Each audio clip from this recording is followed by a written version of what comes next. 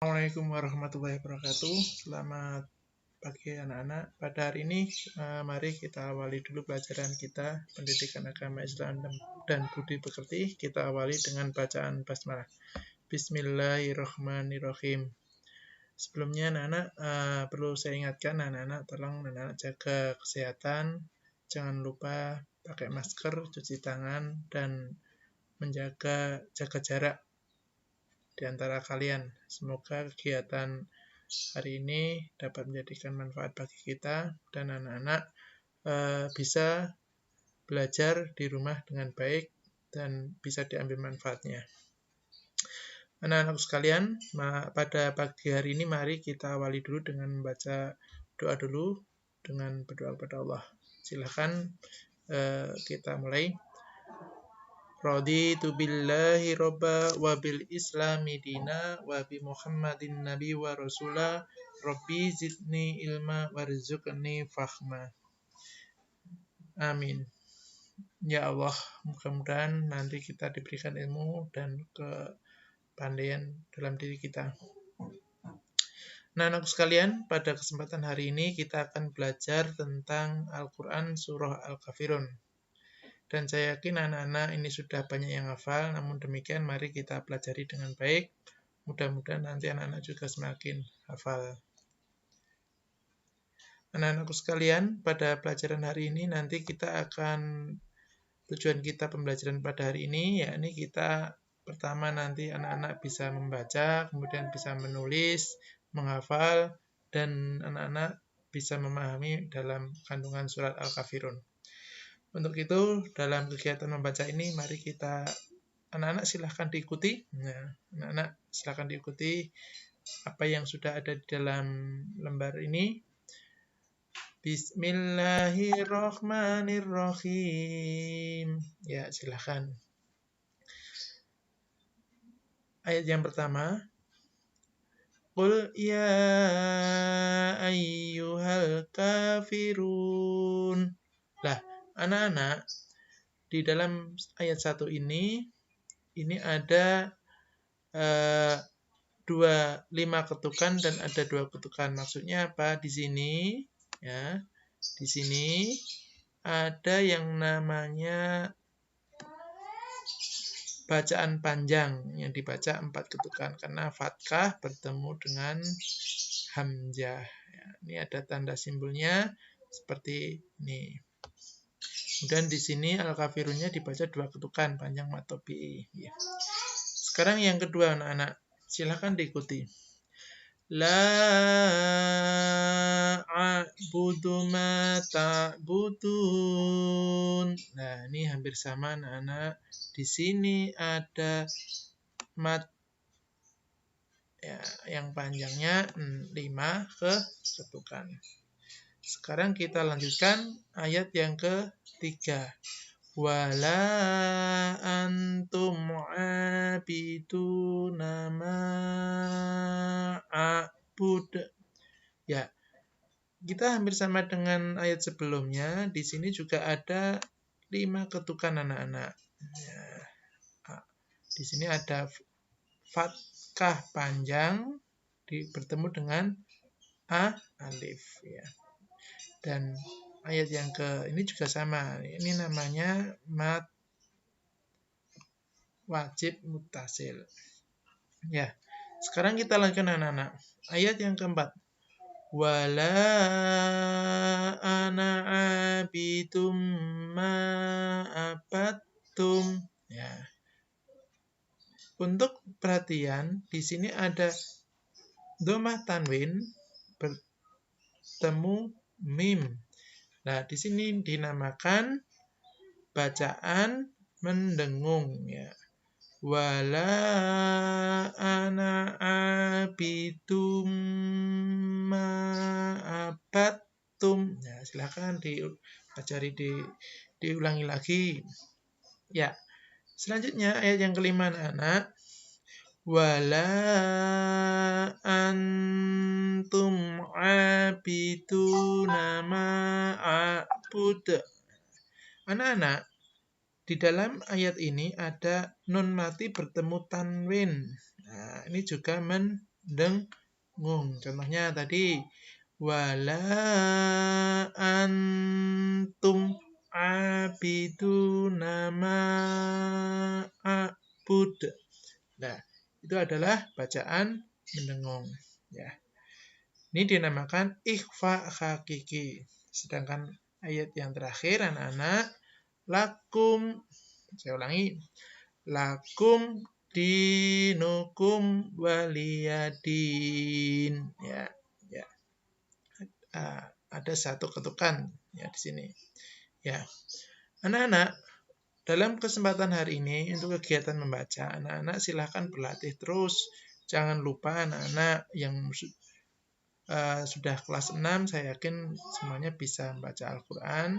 Tentunya hal ini bisa kita lakukan ketika kita rutin dalam kegiatan membaca Al-Quran di rumah setiap paginya atau setiap sorenya di rumah.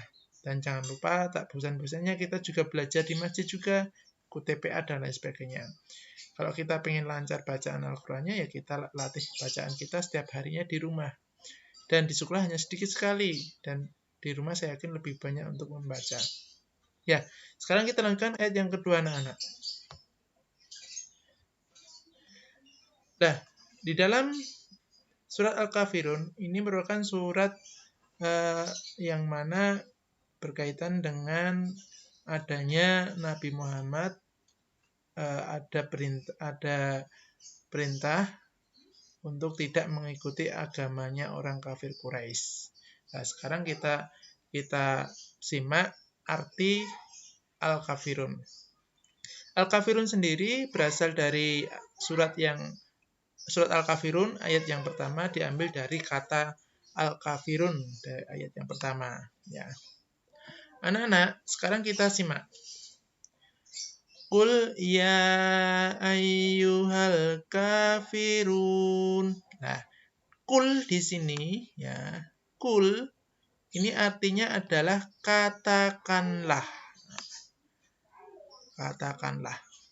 Yang dimaksud siapa anak-anak? Saat itu yang dimaksud adalah Nabi Muhammad SAW ketika menghadapi orang kafir Quraisy. Kemudian ayat selanjutnya di sini ya ayyuhal kafirun, wahai orang-orang kafir. Ya. Wahai orang-orang kafir. Di sini ya ayyuhal, wahai al-kafirun, orang-orang kafir. Yaitu Nabi Muhammad berhadapan dengan orang kafir Quraisy. Selanjutnya anak-anak, ayat yang kedua, la a'budu ma ta'budun. Aku tidak akan menyembah apa yang kamu sembah. Ya. Aku tidak akan menyembah apa yang kamu sembah. Maksudnya apa? Saat itu Nabi Muhammad tidak akan la a'budu, aku tidak akan menyembah ma ta'budun, apa yang kamu sembah. Jadi satu Nabi Muhammad tidak akan menyembah apa yang disembah oleh orang kafir Quraisy, yaitu yang mana pada saat itu orang kafir Quraisy menyembah yang namanya berhala. Anak-anakku, pada ayat yang ketiga, ya, wala antum abiduna ma a'bud, dan kamu, nah, dan kamu tidak akan menyembah apa yang aku sembah. Ya, saat itu Nabi berkata, wahai orang kafir, dan kamu tidak akan menyembah apa yang kamu sembah. Ya, saat itu seperti itu. Wala ana abidum ma abattum, dan aku pula tidak akan menjadi penyembah apa yang kamu sembah. Nah, ini penjelasan dari ayat yang keempat. Kemudian ayat yang kelima anak-anak, ini peneguhan kembali, penguatan kembali. Saat itu Nabi Muhammad mengatakan, wala antum abiduna ma a'budu, dan kamu tidak pernah pula menjadi penyembah apa yang aku sembah. Dan Rasulullah SAW di dalam ayat terakhir dijelaskan perintah Allah, lakum dinukum waliyadin, lakum bagimu agamamu, waliyadin dan bagiku agamaku. Nah, ini adalah pengertian arti dari surat Al-Kafirun.